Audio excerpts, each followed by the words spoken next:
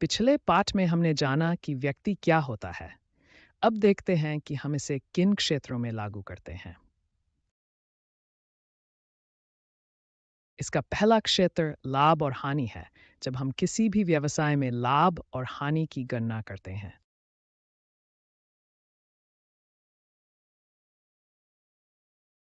या किसी भी व्यापार मार्ग में हम प्रतिशत का उपयोग करते हैं। तो ये पहला उपयोग है, फिर हम आगे देखेंगे।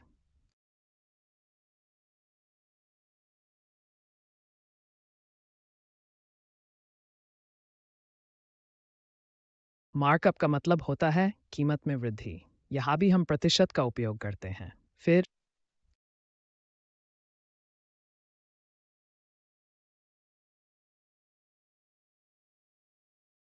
छूट का मतलब होता है जब हम कम कीमत पर बेचते हैं, और मार्कअप का मतलब होता है अधिक कीमत पर। डिस्काउंट का मतलब है कि हम कम कीमत पर बेच रहे हैं। फिर हम प्रतिशत के उपयोग को भी देखेंगे। टैक्स में, वस्तु और सेवा कर में, और हम टिप देने में प्रतिशत के उपयोग को भी देखेंगे।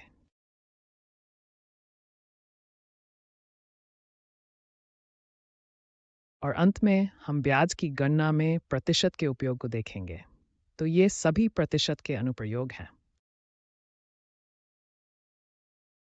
प्रतिशत आय प्रतिशत के उपयोग को लाभ और हानि में देखें।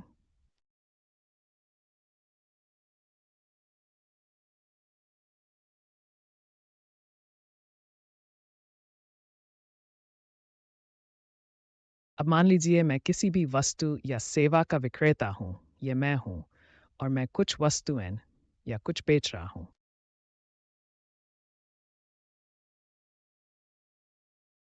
खरीदार को सेवा देना, तो ये एक खरीदार है जो मुझसे ये सामान या खरीद रहा है।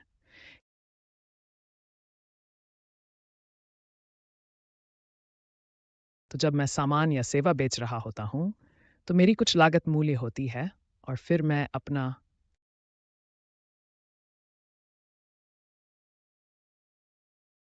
मूल्य बढ़ाता हूँ। मैं प्रयास करता हूँ कि यह सेवा नो खरीदार को लाभ पर बेचूं। जब बिक्री मूल्य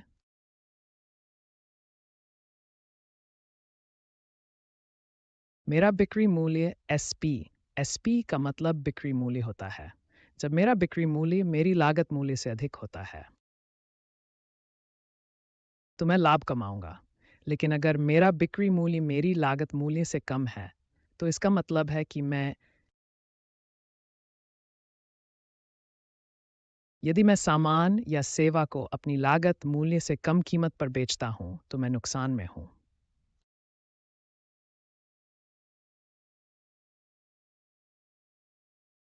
तो सामान्यतः जब हम लाभ की गणना करते हैं या लाभ या नुकसान का उल्लेख करते हैं, तो हम इसे उल्लेख करते हैं।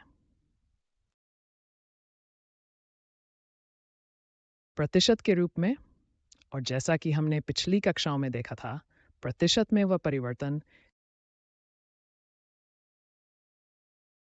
परिवर्तन हमेशा मूल पर आधारित होता है।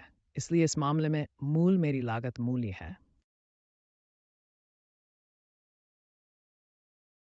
Mit stem के उदाहरण देते हैं।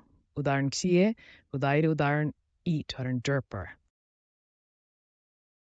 उदाहरण इच्छा में मेरी लागत मूल्य 28 रुपये है, और मेरी बिक्री मूल्य 105 रुपये है। तो मेरी बिक्री मूल्य मेरी लागत मूल्य से अधिक है, इसलिए मैं लाभ कमा रहा हूँ।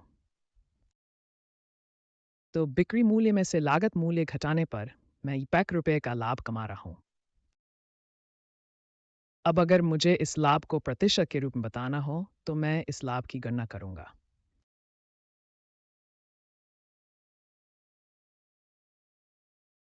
मूल या आधार मेरी लागत मूल्य है, क्योंकि शुरुआत में मैं कुछ खरीद रहा हूँ और फिर मैं बेच रहा हूँ। इसलिए ओरिजिन मेरी लागत मूल्य है, इसलिए लाभ की गणना की जाएगी मेरी लागत मूल्य पर। अब इस उदाहरण में मेरा लाभ ये 5 रुपये है। ओरिजिन पर प्राप्त लाभ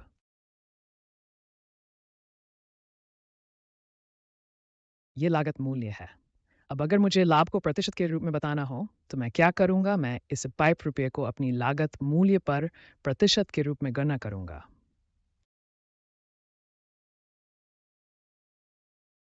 तो ई पैक रुपये को मेरी लागत मूल्य से विभाजित किया जाएगा और चूंकि इसे प्रतिशत के रूप में बताया जाना है, मैं इसे ई पैक से गुना करूंगा क्योंकि प्रतिशत का मतलब होता है ई पैक में से ई पैक। इसलिए मैं ई में से हिसाब कर रहा हूं। 22 रुपये पर मेरा लाभ ई पैक रुपये है।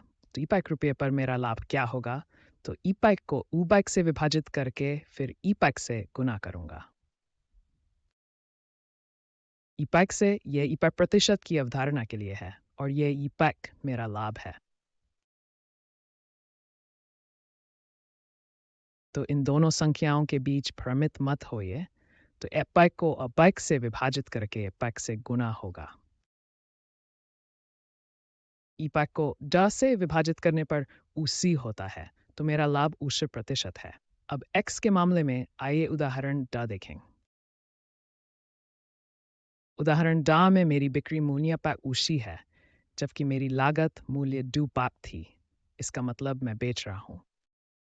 नुकसान में तो फिर नुकसान होगा, तो बिक्री मूल्य में से लागत मूल्य घटाएं। बिक्री मूल्य ई पैक उसी है माइनस बाय। तो मेरा उत्तर नकारात्मक ऊष्यू है। यह नकारात्मक दिखाता है कि यह नुकसान है। अब अगर मुझे नुकसान प्रतिशत के रूप में निकालना हो, तो मैं इसे फिर से अपनी लागत मूल्य पर ही निकालूंगा। मेरी लागत मूल्य डैप रुपये है, तो मेरा नुकसान उस रुपये है, जिसे डेक से भाग देकर प्रतिशत निकाला जाएगा।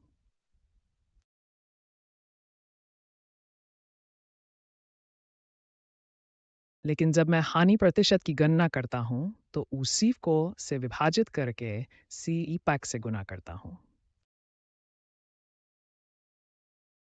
यहाँ हमने कहा कि ई पैक मेरी लाभ राशि है, इसलिए ई पैक को ई पैक से विभाजित करके ई पैक से गुना करते हैं और यहाँ उस मेरी हानि है। तो उजियो वबाइक से विभाजित करके ई पैक से गुना करने पर मुझे एवर प्रतिशत मिलता है। तो उदाहरण डी में रुपए ऊजी की हानि ग्रसन प्रतिशत हानि है, जिसका मतलब है कि यह मेरी लागत मूल्य का प्रतिशत है। जबकि यह लाभ यह पैक रुपये मेरी लागत मूल्य का उष प्रतिशत है। तो इसका मतलब है कि जब भी हम लाभ या हानि को प्रतिशत में निकालते हैं, तो हमें इसे अपनी लागत मूल्य पर ही गणना करना होता है, क्योंकि वही मूल आधार है। ठीक है।